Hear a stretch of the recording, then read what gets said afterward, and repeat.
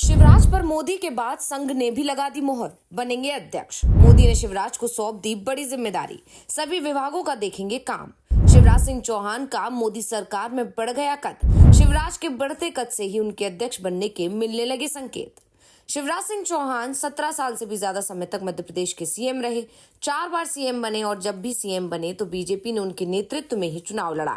यहां तक कि 2023 का विधानसभा चुनाव भी, जिसमें मध्य प्रदेश की 230 सीटों में से बीजेपी को 163 सीटें मिली थी, वो चुनाव भी शिवराज के नेतृत्व में ही लड़ा गया था। हाँ, वो बात अलग है कि शिवराज को सीएम नहीं बनाया गया था और इसके पीछे अमित शाह का हाथ या पीएम मोदी का, इस पर सवाल जरूर उठ सकते हैं। लेकिन अब नरेंद्र मोदी की गुड बुक में शिवराज का नाम शामिल हो गया है और दावा किया जा रहा है कि इसलिए नरेंद्र मोदी, जो पहले शिवराज को मध्य प्रदेश का सीएम पद भी देने को तैयार नहीं थे, अब राष्ट्रीय अध्यक्ष पद पर भी देने को तैयार हो गए हैं। यानी पहले माना जाता था कि शिवराज मोदी और अमित शाह की आंखों में बहुत ज्यादा खटकते हैं और यही वजह है कि उन्हें मध्य प्रदेश की राजनीति से दूर करने की भी कोशिश की जा रही है। लेकिन अब जो स्थितियां बनती दिख रही हैं या जिस तरह से नरेंद्र मोदी शिवराज पर भरोसा जता रहे हैं, पहले उन्हें केंद्र में लेकर आए और अब उन्हें अध्यक्ष बनाने के लिए मन बना रहे हैं या संघ से बातचीत कर रहे हैं, तो इसको देखकर माना जा रहा है कि शिवराज को लेकर अब मोदी शाह का मन बदल रहा है। वैसे नरेंद्र मोदी को इस बात का एहसास है कि राष्ट्रीय अध्यक्ष पद के लिए आरएसएस की सहमति जरूरी है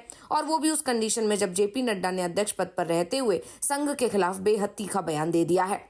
क्योंकि आप सभी जानते हैं कि पिछले दिनों संघ और बीजेपी के बीच की जो नाराजगी है वो लगातार बढ़ती रही है। संघ समय समय पर बीजेपी के खिलाफ अपने तीखे तेवर दिखाता रहा है और इसकी सबसे बड़ी वजह जेपी नड्डा का वो बयान ही है जिसने संघ को आग बबूला कर दिया था।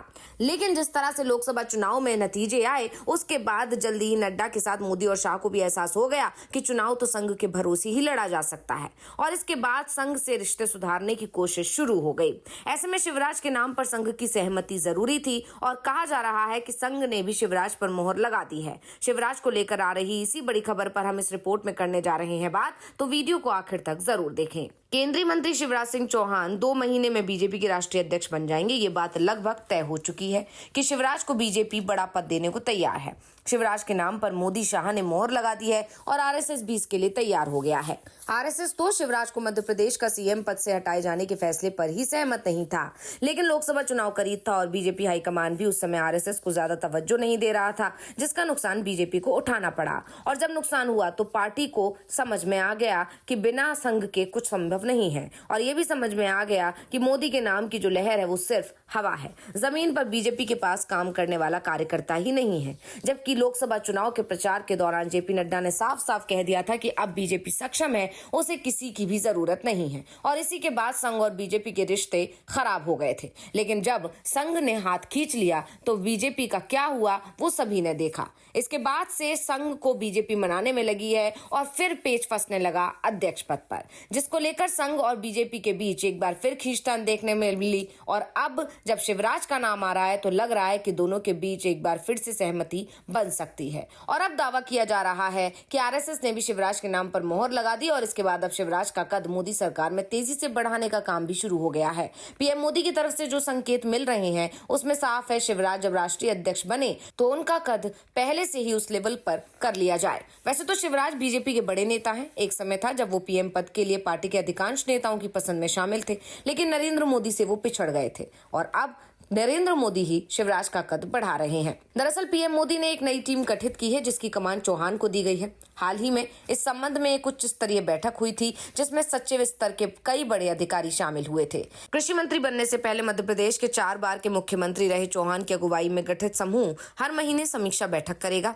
ये मीटिंग प्रधानमंत्री कार्यालय में होगी। यहाँ सभी सरकारी योजनाओं की रफ्तार बढ़ाने को लेकर चर्चा की जाएगी। बैठक में शामिल रहे अधिकारी बताते हैं कि पीएम मोदी ने चौहान को घोषणा किए गए सभी प्रोजेक्ट्स की प्रगति देखने की शक्तियां दे दी हैं। इसके तहत केंद्रीय मंत्री साल 2014 यानी कि पहले एनडीए सरकार के कार्यकाल से लेकर अब तक घोषित परियोजनाओं की समीक्षा करेंगे। हालांकि सरकार ने इस समूह को लेकर जानकारी सार्वजनिक नहीं की है।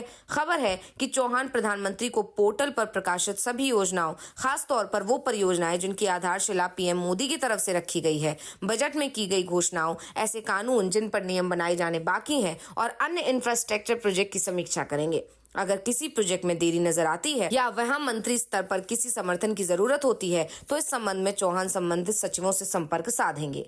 खबर है कि 18 अक्टूबर को पीएम कार्यालय में इस समूह की पहली बैठक हो चुकी है, जहां सरकार के सभी सचिव शामिल हुए थे।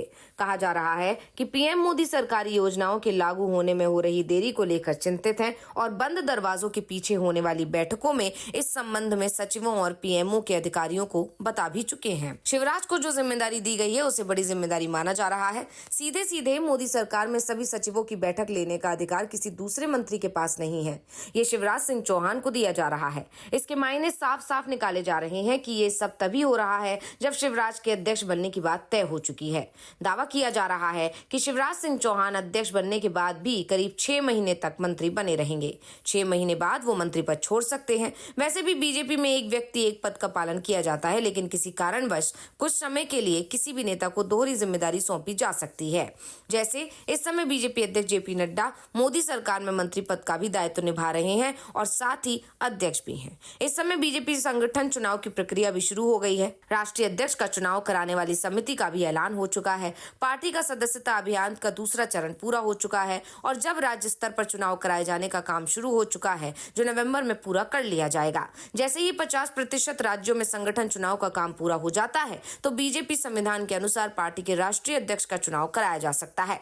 वैसे तो ये चुनाव एक तरफ से रस्मदायगी ही होता है, क्योंकि बीजेपी में राष्ट्रीय अध्यक्ष का चुनाव सर्वसम्मति से कराए जाने की परंपरा रही है और ये तय माना जा रहा है कि मोदी और संघ जिस नाम पर सहमत हो जाएंगे वो राष्ट्रीय अध्यक्ष बन जाएगा और शिवराज के नाम पर दोनों ही सहमत होते दिखाई दे रहे हैं। बल्कि इससे पहले संघ और बीजेपी के बीच खटपट देखने को मिल रही थी, जब संघ ने संजय जोशी और वसुंधरा राजे के नाम को आगे किया था। इन दोनों ही नामों पर बीजेपी सहमत नहीं थी। दोनों ही नामों का बीजेपी पुरजोर विरोध कर रही थी, क्योंकि इन दोनों के ही साथ बीजेपी और खासकर मोदी और अमित शाह का जो 36 का आंकड़ा है। इसी वजह से ये दोनों नहीं चाहते थे कि संजय जोशी या वसुंधरा राजे में से कोई अध्यक्ष बने और इसीलिए संघ और बीजेपी के बीच इतने लंबे समय से खींचतान चल रही थी और इन दोनों नामों में से किसी एक पर सहमति नहीं बन पा रही थी, क्योंकि संघ भी चाहता था कि किसी भी तरह से अब मोदी शाह पर कंट्रोल करना है और इसके लिए अध्यक्ष जो आना चाहिए वो कठपुतली नहीं बल्कि संघ की पसंद का आना चाहिए, जिससे संघ का कंट्रोल बीजेपी पर रह सके। और इसी वजह से दोनों के बीच नाम पर सहमति नहीं बन पा रही थी।